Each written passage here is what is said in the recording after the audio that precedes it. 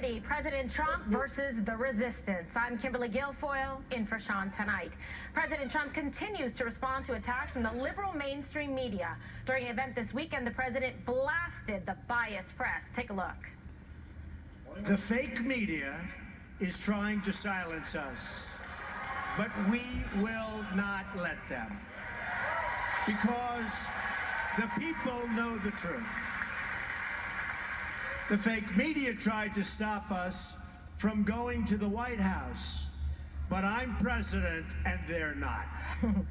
And after that, the president sent CNN into a frenzy by tweeting out this video mocking the network. Well, predictably, CNN issued a strongly worded statement slamming the president. Quote, "It is a sad day when the president of the United States encourages violence against reporters. Clearly, Sarah Huckabee Sanders lied when she said the president had never done so. Instead of preparing for his overseas trip, his first meeting with Vladimir Putin, dealing with North Korea, and working on his health care bill, he is instead involved in juvenile behavior far below the dignity of his office. We will keep doing our jobs. He should start doing his."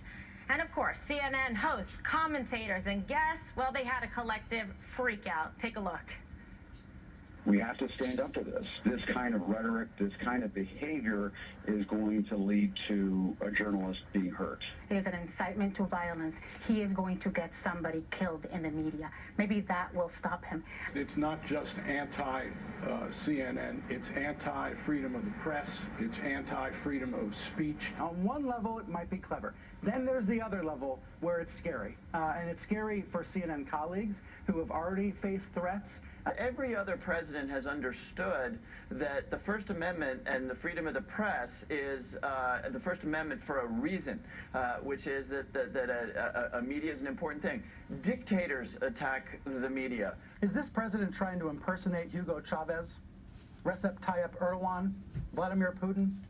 Because this is exactly the kind of language that leaders use when they are trying to undermine the press.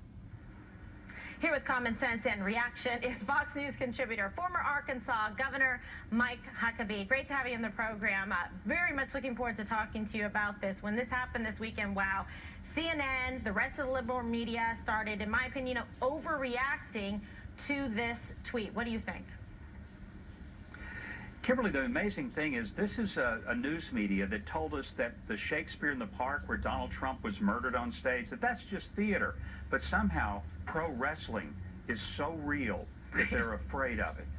This is amazing. Most of the wounds that the press think they're experiencing, they're self-inflicted. And I don't know of anyone who's calling for anybody in the press to be hurt. Quite frankly, I don't know of anyone who wants to hurt the press. They just want to laugh at them, because they hold them in contempt. And what's happened to the press is a sense of which they no longer practice journalism.